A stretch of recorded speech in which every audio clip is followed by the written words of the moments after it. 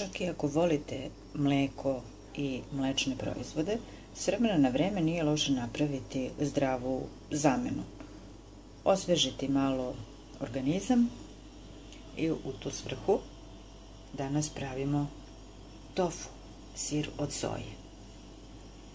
Bez obzira da li imate svoju soju ili ćete nabaviti kupovnu, opet veoma je važno da taj proizvod ne bude genetski modifikovan, a sigurnost u to nudi oznaka organski, odnosno markica bio.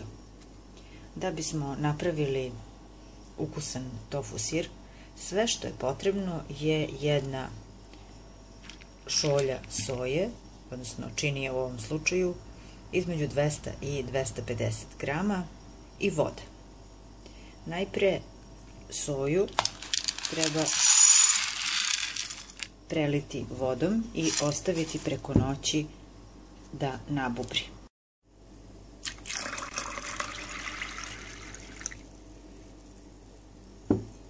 Sada ću ostaviti sojina zrna da se natope do jutra, onda ću ovo oprati, procediti i idemo dalje.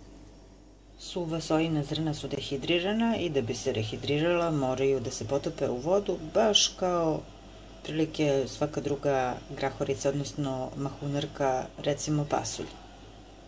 Ovu ćemo vodu isprati nakon toga što odstoji 12 sati 2 puta. A osim soje i vode, da bi se napravio tofu sir, neophodno je morska so i magnezijum hlorid, odnosno nigari. To je gorka so koja je osim za ljudsku ishranu fantastična i za gajenje voća i povrća, naročito paradajza. On od magnezijum hlorida postaje slađi. Međutim, ukoliko vam se ne daje, ja ne znam tačno, 150 dinara, umesto magnezijum hlorida, odnosno nigarije, može da se upotrebi i sok limuna ili alkoholno sirće. Soja se natopila, 2 puta sam je promenila vodu i sad ću da procedim. Vodu u kojoj je bila soja ću da sačuvam za zalivanje biljaka, a samu soju ću da sameljim u blenderu. Svako zrnce koje je potamnelo ili ima neke fleke treba odstraniti, ali s obzirom da je ovo organska soja, onda je ovo zdravo zrno i po njemu se vidi. Izgleda potpuno drugačije nego kad je suvo. Znači ide u blender uz malo vode, sameljemo i za to vreme skuvam 2 litra vode. Kada provri, dodajem pire od soje.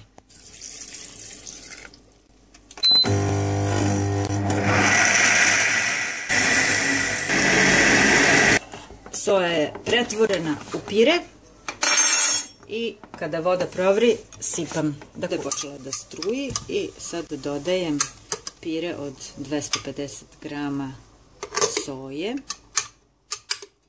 I sad ću ovo da kuvam, znači na 250 grama soje ide 8 čaša vode ili 2 litra vode, to znači da ću dobiti toliko mleka.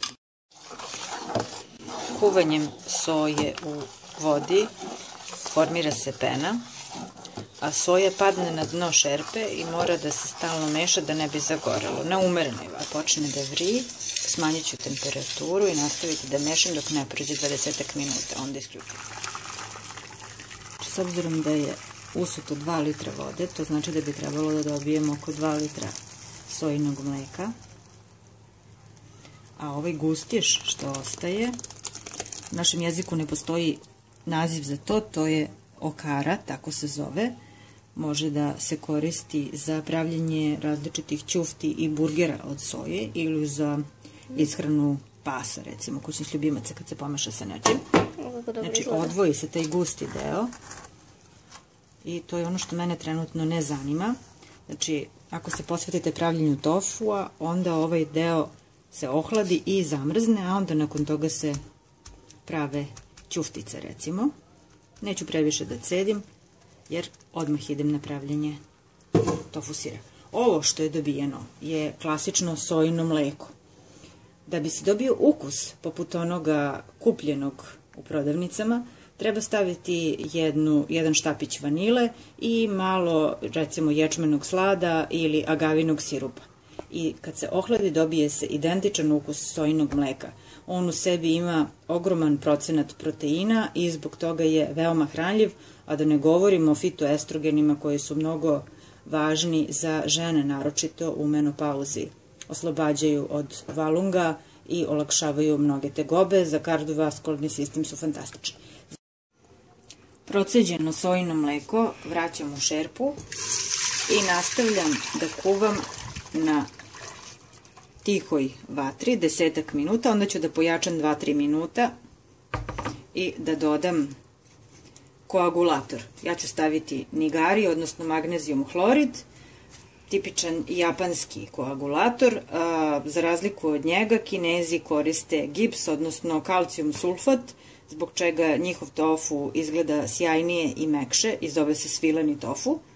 A kao što rekoh, umesto svega toga može se upotrebiti limunov sok ili alkoholno, odnosno jabukovo sirće.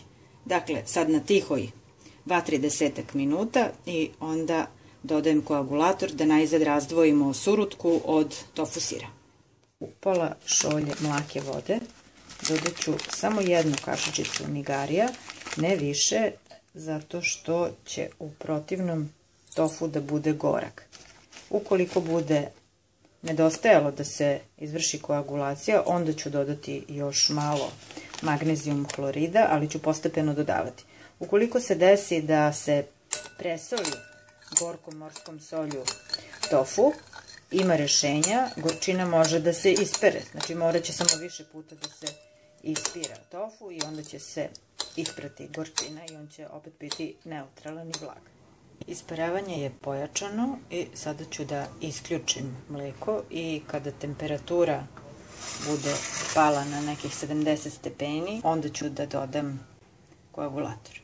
U pola šolje mlake vode stavila sam kašičicu magnezijum hlorida, odnosno nigarija, i kada mleko počne da peni, nekih 70 stepeni Celzijusa, razmutila sam. Sad ću poklopiti i ostaviti 15 minuta da počne da se dešava proces razdvajanja, skušnjavanja tofu sira i razdvajanja od surutke. Poslednji sastojak koji ću dodati je morska so, jednu punu kašičicu.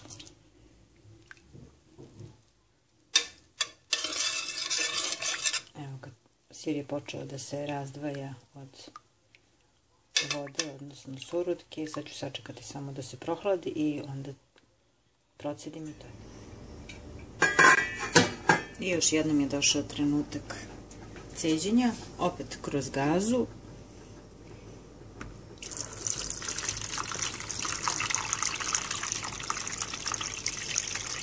Ovo što ostane gore u gazi, to je tofu sir. Dole izlazi surutka. Krajeve gaze sam privukla i napravila neku vrstu pogače od sira. I evo ga, surutka se cedi dole, a moj sir ostaje u mrežici pamučnoj. Otprilike za sat vremena će biti gotov. Tofu sir se cedi, još uvijek je pun vode i sad ću odozgo staviti neku vrstu prese da bi podstakla ceđenje. Znači, moj kotur sira ću pritisnuti šerpom do pola napunjenom vodom koja je teška da bih podstakla odceđivanje. Sad ću da vidim da li se dovoljno odcedio. Kao mali paketić. Paketić sira. To je sir, tofu sir, koji se retko kad jede ovako svež. On se čuva u hladnoj vodi u frižideru, znači zalije se vodom, poklopi se i čuva se u frižideru. Svaki dan se menja voda i onda može da stoji nekoliko dana. Međutim, osim na ovaj način, tofu sir je po meni najukusniji ukoliko se prethodno marinira.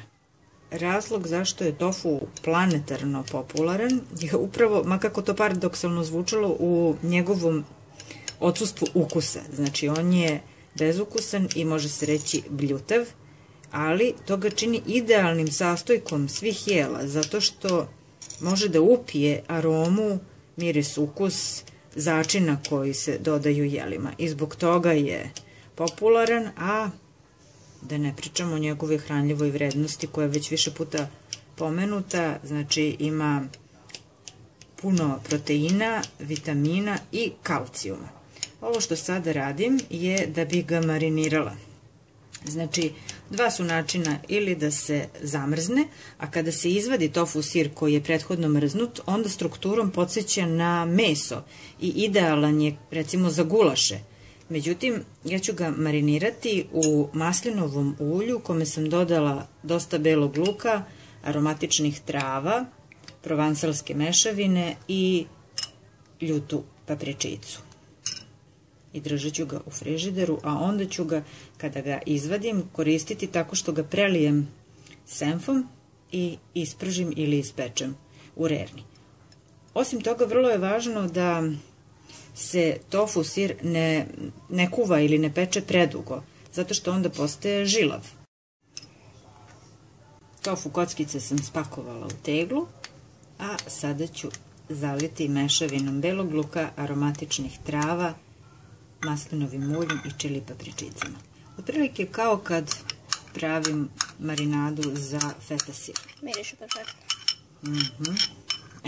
Pošto je on neutralnog ukusa i kao sunđer upija sve. On ima i strukturu sunđerastu, a ukus mu je, znači, neutralan. On će za nekoliko sati i već do sutra poprimiti ukus belog luka i miris travki i bit će divno kao prilog konzumirati ovakav tofu sir. Homemade tofu sir.